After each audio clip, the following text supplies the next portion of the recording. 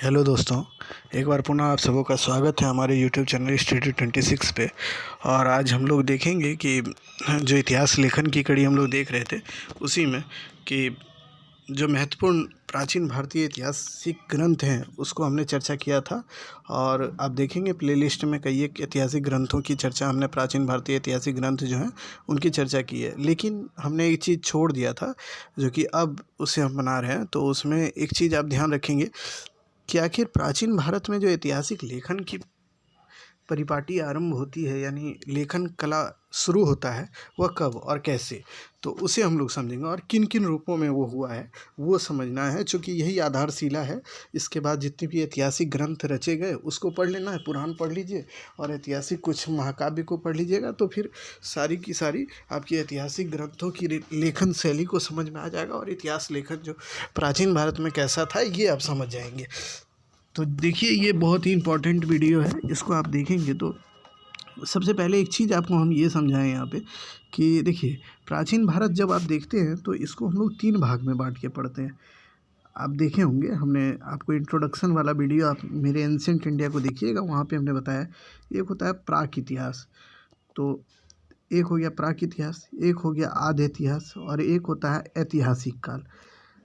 तो आप देखिए, अगर वहाँ आप देख लिए होंगे तो यहाँ इसकी बस एक समझ आपके पास होनी चाहिए। तो देखिए, प्राक ऐतिहासिक काल जो है उसे इस दौर में आप देखिएगा स्टोन एज यानी कि पाषाण काल आता है, इन तमाम चीज़ों को रखा जाता है पाषाण काल को।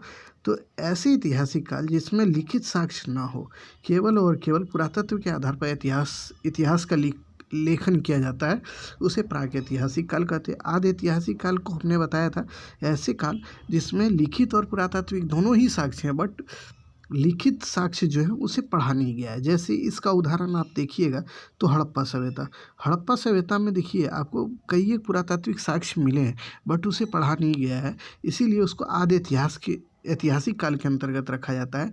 यानी आद्य ऐतिहासिक काल जो चलता है वो लगभग आप देख पाएंगे 3000 ईस्वी पूर्व से लेके ईसा पूर्व, याद रखिएगा, ईसा पूर्व से लेकर 600 ईस्वी पूर्व तक, ये इसी काल को कहा जाता है। उसके बाद आप देखिए ईसा पूर्व तक, और 600 ईसा पूर्व के बाद का काल जो होता है वो ऐतिहासिक काल हो जाता है। ऐतिहासिक काल मतलब यहाँ पे लिखित साक्ष्य भी है और पुरातत्व भी है, दोनों हैं।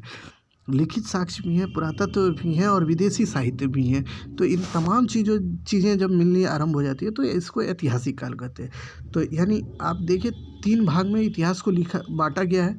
अब उसमें है कि प्राक इतिहास, आद्य इतिहास और ऐतिहासिक काल। तो आज हम लोग देखेंगे कि ऐतिहासिक काल में जो आरंभ होता है भारतीय इतिहास लेखन का, वो किस किस रूप में हुआ ऐतिहासिक काल में। तो हम लोग सबसे पहले इसमें देखेंगे कि ऐतिहासिक काल जो है 600 ईस्वी पूर्व के बाद का जो काल है, यानी आप देखेंगे एक तरह से मानिए तो कहीं ना कहीं ऋग्वैदिक काल के बाद का जो लेखन कार्य है वो जो भारत में आरंभ होता है उसी को आज हम लोग पढ़ेंगे।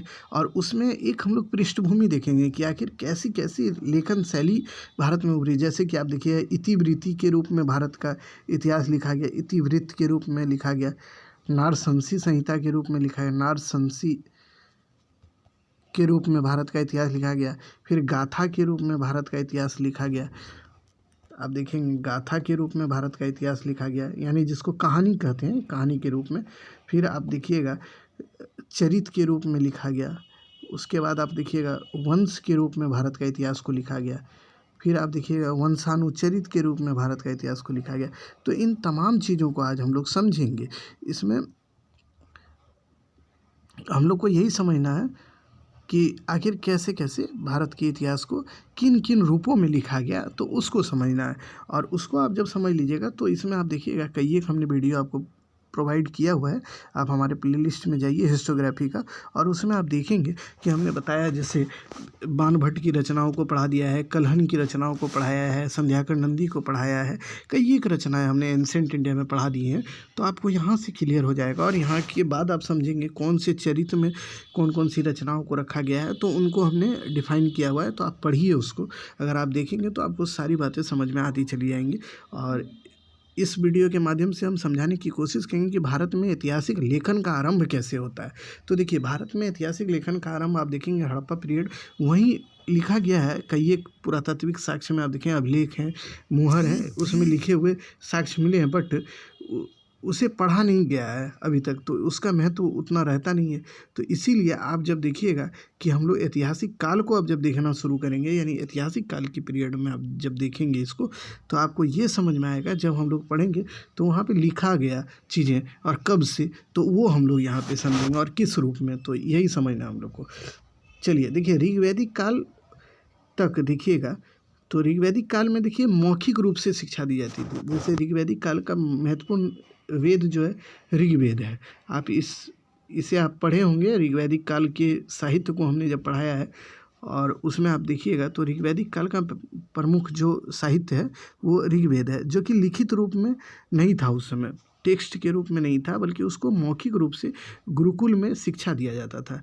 गुरुकुल पद्धति भारत में प्राचीन काल से चली आ रही है, तो उसका एक बहुत ही बड़ा उदाहरण था उस समय कि उसको लिखित रूप से नहीं बल्कि मौखिक रूप से, मतलब कोई एक गुरुजी होते थे, उनको सारा वेद याद होता था ऋग्वेद, तो वो अपने छात्रों को यानी अपने शिष्यों को बता देते थे और उसी तरह वो रटते चला जाता है। जैसे जैसे उसको मेढकी एजुकेशन बोलते हैं, जिसमें जैसे कि जिस प्रकार टटराती रहती है मेढक, आप देखिएगा वो टटराते रहता है, ठीक वैसे ही बच्चों को जो एक शब्द जैसे अ बोल रहे हैं तो गुरुजी बोले तो बच्चे बोलते रहेंगे, और मतलब उसी को वो बोलते रिपीट करते रहेंगे, तो इसी तरह से उनको याद हो जाता था।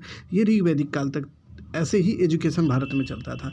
उसके उत्तर वैदिक काल में जो है कुछ ऐतिहासिक अर्ध ऐतिहासिक रचनाएं हुई, जो कि इतिहास के रूप में नहीं, उसको अर्ध ऐतिहासिक हम बोले ही, इसको आद्य ऐतिहासिक काल कहते हैं।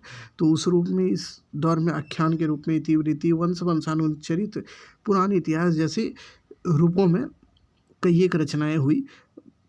और उसके बाद आप देखेंगे जो ऐतिहासिक काल हम लोग का आता है, जो 600 BC के बाद, तो वहाँ पे आप देखिएगा कई एक ऐतिहासिक रचनाएं लिखनी आरंभ हो गई और उसका अध्ययन अध्यापन भारत में होना प्रारंभ हो गया।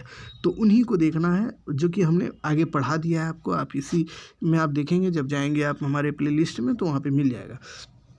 तो हम लोग पहले अब देखते हैं कि नारसंसी क्या होता है। नारसंसी देखिए वीरों के गुणगान और प्रसिद्ध लोगों की प्रशस्तियाँ होती है। तो पहले हम लोग यहाँ पे टर्म को समझेंगे, कौन कौन सी टर्म इतिहास से जुड़ी हुई हैं, इतिहास लेखन से, तो उसको अब हम लोग समझें किस किस रूप में भारतीय इतिहास का मतलब लेखन हुआ, तो कैसे कैसे, तो उसको अब समझें। नारसंसी के रूप में हुआ तो ये वीरों का गुणगान और या मतलब गुणगान या प्रसिद्ध लोगों की प्रशस्तियाँ हैं, इसे आप जान लीजिएगा, जिसमें वीर यानी सैनिकों का गुणगान किया गया हो, उसे नारसंसी कहते हैं। इतिवृत्ति क्या होता है, जिसका अर्थ होता है घटना, जो कि कोई घटना पूर्व काल में घटित हो गया, उसको जब हम लोग पढ़ते हैं तो उसी को बोलते हैं इतिवृत्ति। इतिवृत्ति ऐसे ही कई एक घटनाओं पर आधारित पुस्तकें लिखी गई, तो उसे बोला जाता है इतिवृत्ति, उस घटना से संबंधित इतिवृत्ति।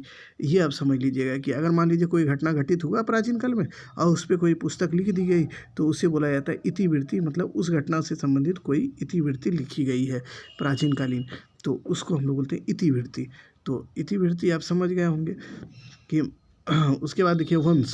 वंश होता है कि शासकों के, यानी मान लीजिए कि आपका भी एक वंश होगा, यानी आप जिस परिवार से होंगे, आपके पिता होंगे, उनके पिता होंगे, फिर उनके पिता, ऐसे देखिएगा आपका एक वंश क्रम होता है। तो ठीक वैसे ही वंश चरित्र जब लिखा जाता है, वंश से संबंधित चरित्र, यानी चरित्र का भी मतलब हम बताते हैं, रुकिए। वंश का मतलब यहाँ पे होता है शासकों की वंशावलियों या पुरोहितों का वंश वृक्ष, प्राचीन जनश्रुतियों की एक अन्य कोटि। यानी देखिए सीधा सीधी यही है कि प्राचीन शासकों के जो शासक थे, उनकी वंशावलियों के बारे में जो लिखा जाता है उसे वंश बोलते हैं, ठीक है। अब देखिए अगला चीज़ हम लोग ये समझते हैं, जैसे कि वंश में कौन कौन से आते हैं। देखिए जैसे बौद्ध ग्रंथ कुछ हैं जो वंश के रूप में लिखेंगे, वंश लेखन के रूप में, जैसे राजवंश है, दीपवंश है, महावंश है, इसका नाम सुने होंगे, दीपवंश का भी नाम सुने होंगे आप। तो इन तमाम चीज़ों को वंश के रूप में लिखा गया। फिर जैन ग्रंथ में देखिए हरिवंश है, इसका भी नाम आप सुने होंगे, जैन ग्रंथ हरिवंश। हिंदू ग्रंथ में रघुवंश है। तो ये तमाम जो है वंश चरित्र के रूप में लिखा गया है। अब देखिए वंशानुचरित, जब वंशावलियों से संबंधित, यानी देखिए वंश जो शासकों की वंशावलियाँ हैं उसको और अन्य छोटी मोटी रचनाओं को जब संकलित करके एक रूप दे दिया जाता है, यानी एक रचना के रूप में उसको लिखा जाने लगता है, तो उसी को बोलते हैं वंशानुचरित। ऐसे कई एक रचनाएं भारत में हैं जो वंशानुचरित के रूप में है, तो उसको हम लोग धीरे धीरे पढ़ लेंगे। थोड़ा इसमें पेशेंस रखना होगा और धीरे धीरे आप हमारे साथ जुड़े रहेंगे तो आपका जो ये हिस्टोग्राफी का टॉपिक है, मैं संभवतः आप कोशिश करूँगा कि पूरी तरह से ये कंसेप्ट वाइज आपको क्लियर करा दूँ।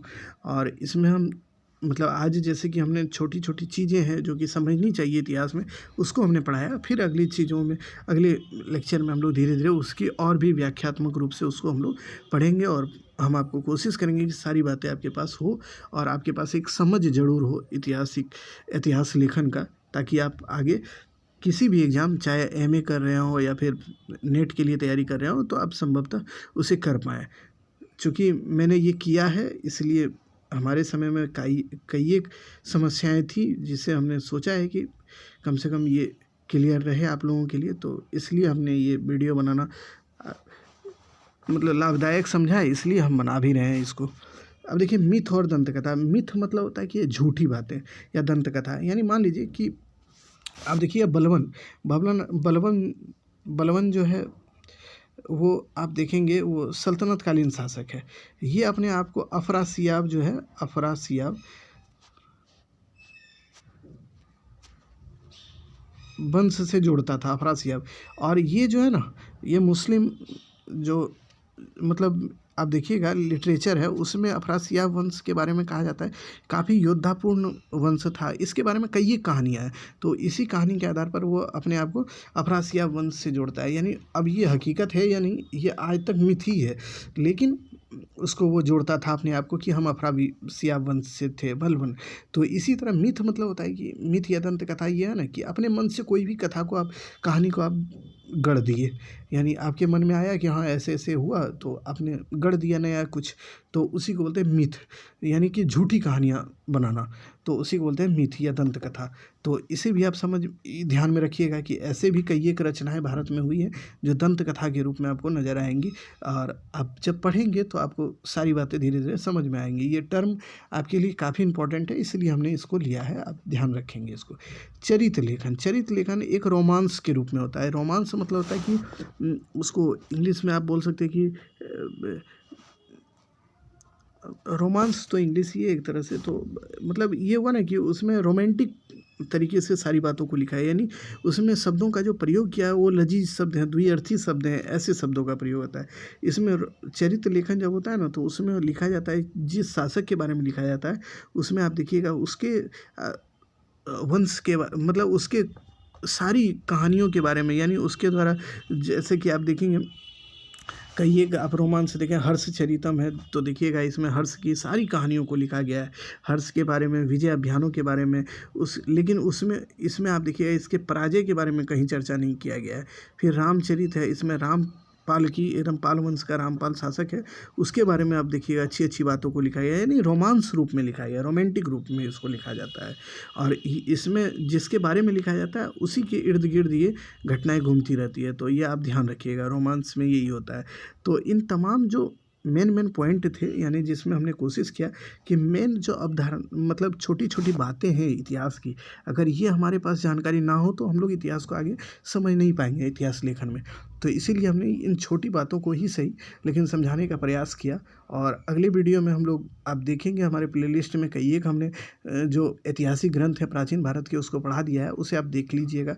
और अगले वीडियो में हम लोग फिर नई सीरीज के साथ और नए मतलब टॉपिक के साथ आपसे मिलेंगे। तब तक के लिए धन्यवाद। और अगर आपको मेरा वीडियो पसंद आए तो आप ज़रूर लाइक कीजिए और सब्सक्राइब कीजिए हमारे चैनल को। चलिए फिर मिलते हैं अगली वीडियो में, तब तक के लिए धन्यवाद।